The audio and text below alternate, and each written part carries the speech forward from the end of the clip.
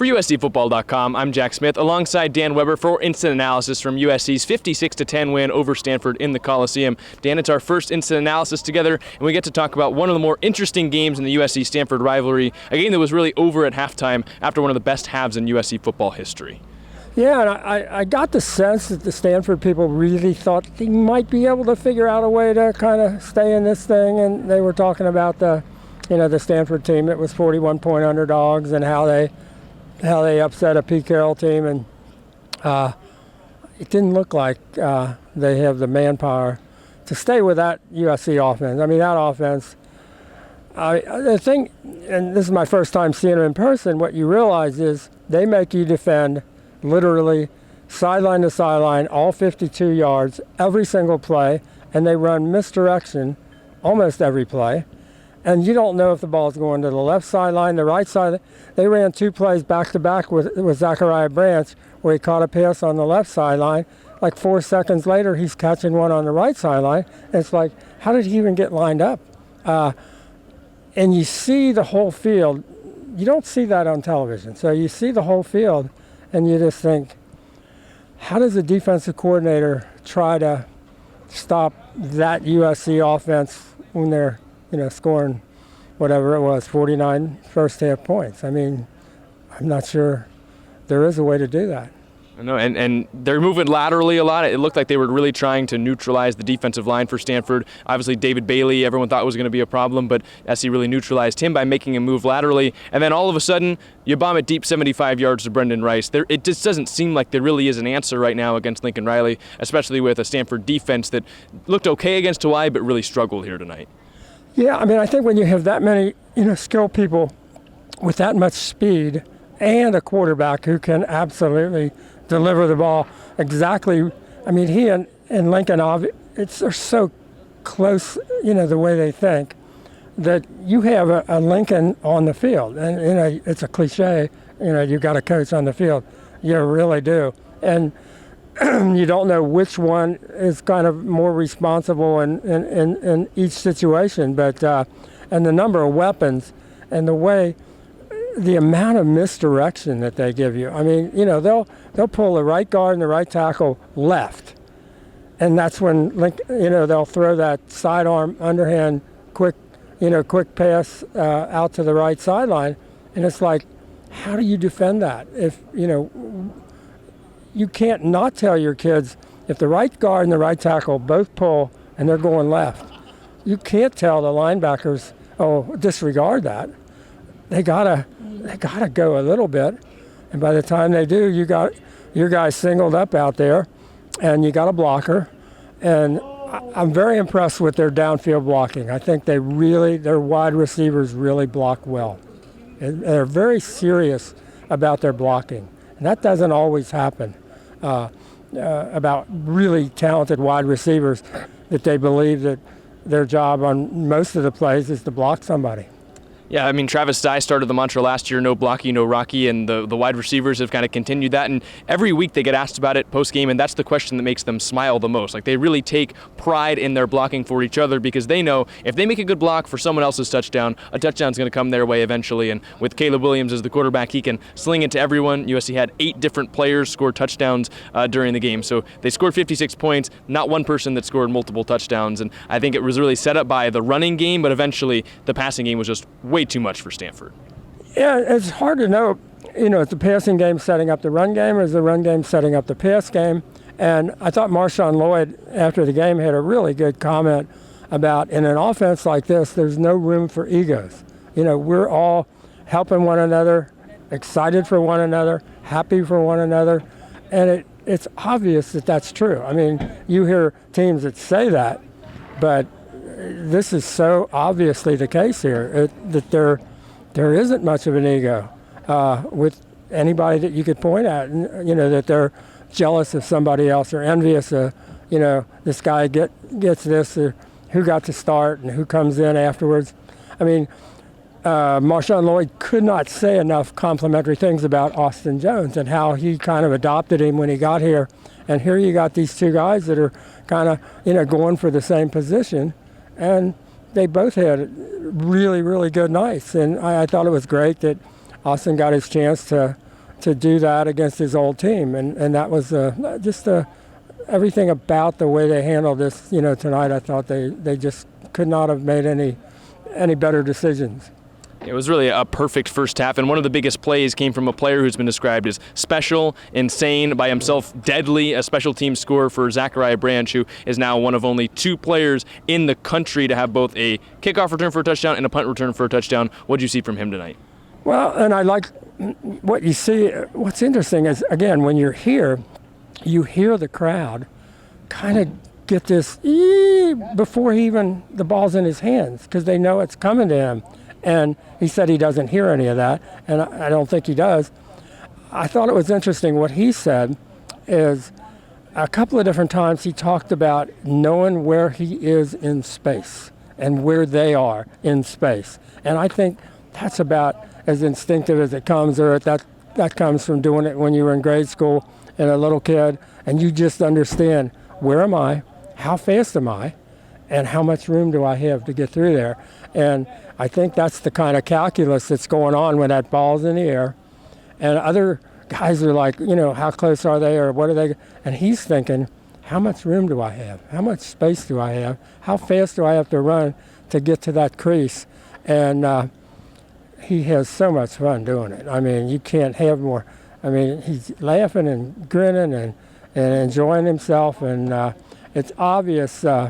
One of the things that has made his transition so smooth, I think, is the way the older players have adopted him. I mean, they love him. I mean, they couldn't love anybody anymore. And I think he understands how cool that is to be the new guy, and yet everybody here is just thrilled to death that he's here. And it felt like kind of every side of the ball was feeding off each other. The defense would get a stop, the offense would go score, then the special teams would score, which meant the defense would get another stop. And it just really snowballed, I think is like the right word. And when Stanford looked up, 49 points they had allowed in the first half. I'm not sure I've seen a more dominant half of football, at least under Lincoln Riley, or for a very long time by USC or really any other team. 49-3 in a rivalry game between USC and Stanford, a rivalry that has featured so many back and forth games, so many stretches where one team's been better than the other. But it almost looked like they were playing a different sport today in the first half. And they were in a different place, that's for sure. I thought it was interesting. I think 3 times after the game, Lincoln talked about on all 3 sides. I don't think I've ever heard a coach quite say it that way, but he kept saying how well we played on all 3 sides. And you don't think of 3 sides to the ball. That's just a different way of, saying offense, defense, and special teams. But I think Lincoln has a way of saying things that resonate with his players. I think he's a really good storyteller. I think he's a really good teacher from the standpoint of he knows the kinds of things that can get into the kids' heads that will sustain them and will get them to do, the things they need to do. And he says it just such an easy way of saying it. And it's like the expectations that he has for USC and that USC should have for itself are not anything where there's a lot of pressure attached. It's just, hey, we're USC. This is the deal. This is why you came here, to be this kind of a program. And obviously, Stanford's their oldest rival, and he wanted it. This is something to remember for however long they're not going to be playing coming up, that this would be a wonderful way to go out. And he's not afraid to say they expected that to happen. I don't think there are many coaches in college football that up by 30-plus in the second quarter with 10 minutes to go would be irate at their own team about a punt return and not having enough guys on the field and calling a timeout to change that, or late when their defense had not allowed an entire touchdown all day to challenge a 3rd-and-1 QB sneak up by 46 points. There are many coaches in college football, I think, that would do that and be as angry as Lincoln Riley is, and I think that really does just call back to his expectations for the team. And I think you're right about knowing this is maybe the last game between USC and Stanford for a while, and he didn't want to leave with a bad taste in the mouth for USC fans. Like, he wanted USC fans to know that they were going to dominate Stanford in the last one. And I think kind of the perfect word to sum up that first half was merciless. And then he mentioned in the post-game press conference they wanted to play a USC brand of football, toe the fine line between obviously trying to make improvements but not go too far. They really let their foot off the gas in the second half, but the first half, well, there was no mercy. Yeah, and I think what it tells you is that as much as there was a talk of a lot of depth and a lot of quality depth and a lot of competition, there's a big gulf between the guys that played the first half and the guys that played the second half. And you want those guys in the second half to be challenging for positions and challenging in practice and all that. They've got a long way to go. Now that it's kind of filtered, its way out, and these are the guys we're going to play. These are the guys we hope we get up to be able to play. But it's a vast difference right now. It was obvious. I mean, I don't think that was so obvious the first two games when you're kind of playing everybody and mixing and matching and doing all that. But tonight made it really clear. That group that played the first half is really pretty good. And the group that played the second half has got a way to go.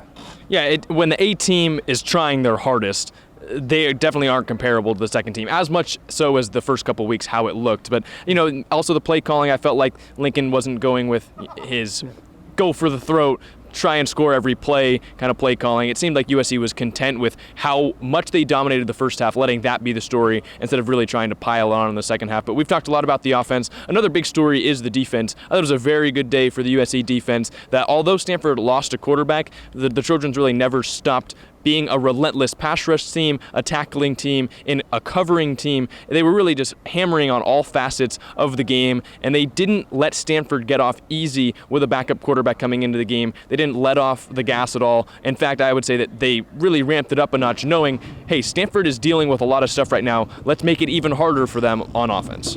Yeah, and I like the talk of you got to be killers. I mean, if you're going to be USC. That was the thing I wasn't sure about in trying to compare it to, say, those Pete Carroll teams. They had killers on defense. They really did want to beat you into the ground, especially on the road. I thought Lincoln also talked about that, about this has got to be a team that is ready to go on the road and be a killer.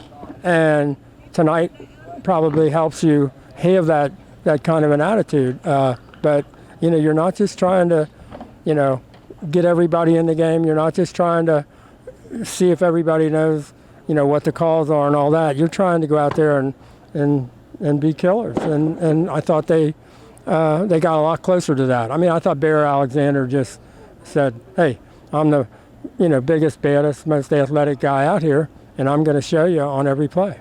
He was just barreling through the offensive line at times. Solomon Byrd was in there as well. Jameel Muhammad forced a takeaway. There was that early takeaway by Max Williams that I feel like set the tone for the game. When USC went up 14-0, Stanford realized this is a different beast than Hawaii. We're in front of 70,000 fans and we're losing 14-0 to Lincoln Riley and Caleb Williams. But that takeaway was caused by Bear Alexander causing pressure up the middle. And it felt like a defense that was playing today, not as different position groups trying to improve on their own, but a group that was playing together and helping each other out. Maybe the secondary wouldn't have the best coverage, but the defensive line got home in time to make up for that. And it felt like a team that was playing together a lot more. So not only was the offense feeding off the defense and the special teams feeding off both of them, but a defensive group that felt like 11 guys on the field trying to do the same thing instead of different position groups aiming for different goals.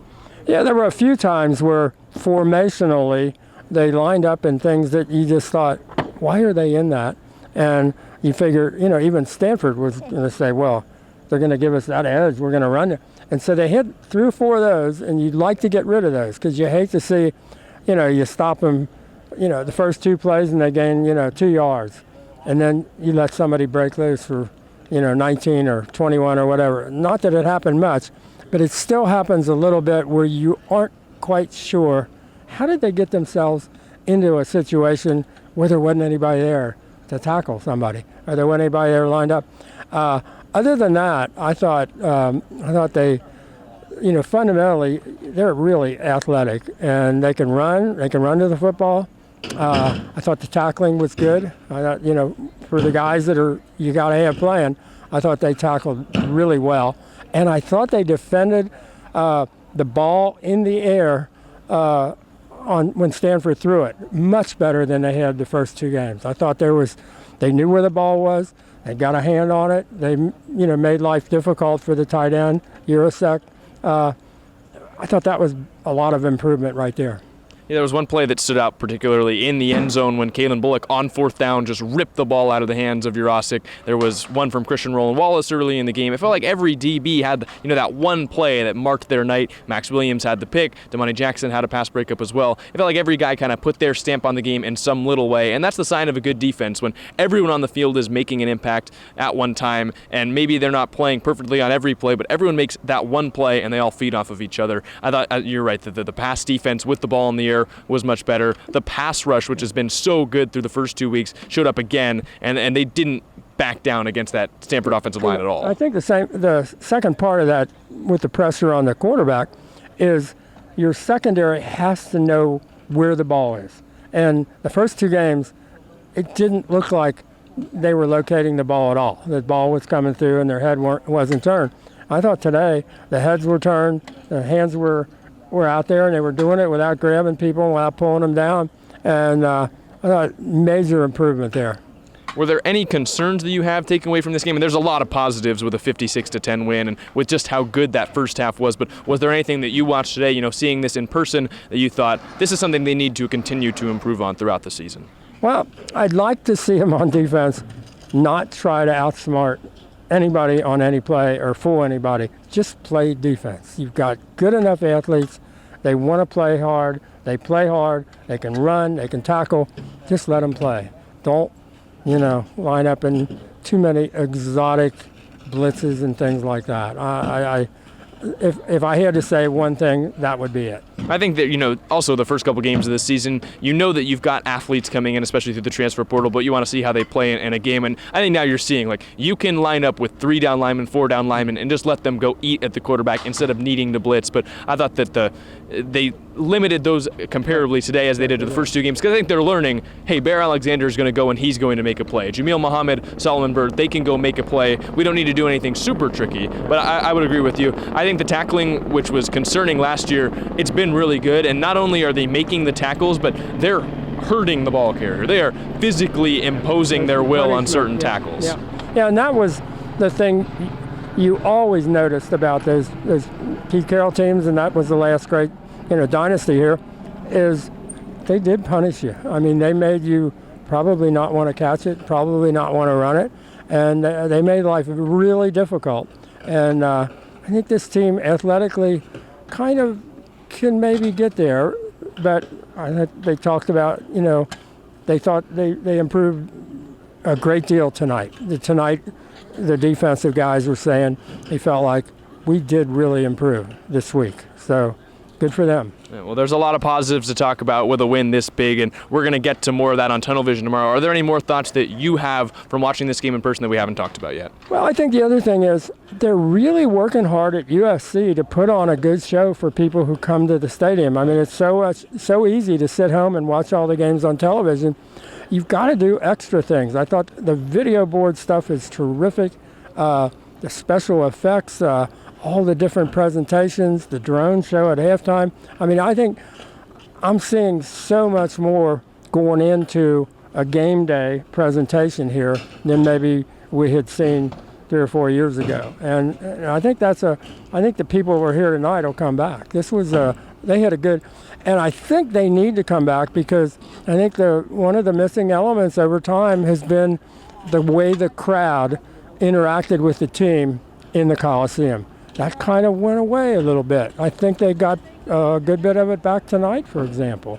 And I think these kids, I don't think, had been exposed to that before. And I think you could see they thought that was pretty neat, that the crowd was really into the game. Yeah, I think in past years, maybe with a smaller crowd, Stanford, even down 14-0 after the turnover, everything like that, they might think, well, we've got a chance to come back. Like, we're just as much in this game as they are. With 70,000 people bearing down on you, being loud, with the dark night sky up above, like, you feel the will of USC football coming back a little bit, and the fans were playing into the team. It was hard to stay, I think, for them after a 49-point first half, but the people that were here, it felt like maybe 70,000 in the first half. I think they're going going to come back. And I think it'll really help. You even had guys like Zachariah Branch talking about how the crowd was energizing him as well. Lincoln Riley mentioned last week they need the Coliseum rocking. They got that tonight, and I think that as the schedule continues to get better and USC is playing home games and fans have watched them play on the road for a couple of weeks and they're anxious for them to get back at home, that you're going to see people fill the Coliseum. Yeah, I mean, I think that's the theory. And the thing about, and again, hopefully I'm not over-referencing the Pete Carroll years, but those teams, they like playing on the road almost better than home because they wanted to beat people in their stadium, and they wanted to show them. I mean, they couldn't wait to go to Notre Dame. They couldn't wait, to get to any of these Pac-12 schools and say, here's what a USC team looks like. And it was obvious if USC shows up and they're USC, the historically, great USC, the people in the Pac-12 would just say, oh, well, not going to happen this year. That's like you said with tonight's game. You want teams to say, okay, it's not our night. They're better than we are. What are we going to do? We'll come back next week. But you have to have that ability to do that, and it's good to have them with a couple of road games where they, get a chance to show that. You had Lincoln Riley talking about going on the road needing to be a killer, and you just saw Caleb Williams on the right side with a smile on his face. He's anxious to get on the road. The Trojans will have a bye week before they head to Tempe to face Arizona State. They're 3-0 right now. They've got a chance to get a little bit of rest, and then they've got 9 straight weeks against Power 5 opponents, which is the longest streak of any team in the country. What are you looking for most, maybe one thing for USC across that big stretch? Well, you'd like to see them, really get the kind of momentum where it feeds off itself, and you put teams in positions where they really don't know what to do. They don't know, how do we defend this? And you get them you could see there were times out there tonight, Stanford defense looked like they were on roller skates. I mean, they looked like they didn't know where to go, and they're trying to run this way and that way. And with USC, going quickly, the great thing about it is they run tempo and they go quickly, but they don't hurry. They're nice and casual about going really quick. That's not easy to do, and a lot of that's Caleb. He's got that, just so confident and comfortable, and like he says, he doesn't feel pressure. He just plays, and I looked out there some of the time, and I thought Stanford just on defense was like, what are we going to do? I mean, are they going there? Are they going there? This play looks like it's starting out this way, and it ends up this way. And those guys that they get the ball in their hands can really fly, and they got people blocking us, coming at us from places we don't know. It was, I think that's the kind of, now they say we're not about sending messages, we're not about trying to compare or anything like that. We're just about playing this game, and then next week we'll be out playing next week. But in doing that, you are sending a message, and I think tonight was a message. I think the last 2 USC-Stanford games in this building sent 2 very different messages. The first one was Clay Helton has to go. He ends up being fired after that game. Long road after that, but it ended up getting USC Lincoln Riley, which means Stanford runs into the building and USC sends a very different message to the rest of the country that they're here and they're ready to compete this year. They'll get a chance to take a break, and then they'll go to Tempe to face Arizona State. But that's all we've got for you for Instant Analysis. For Dan Weber, I'm Jack Smith. Check out USCfootball.com for more.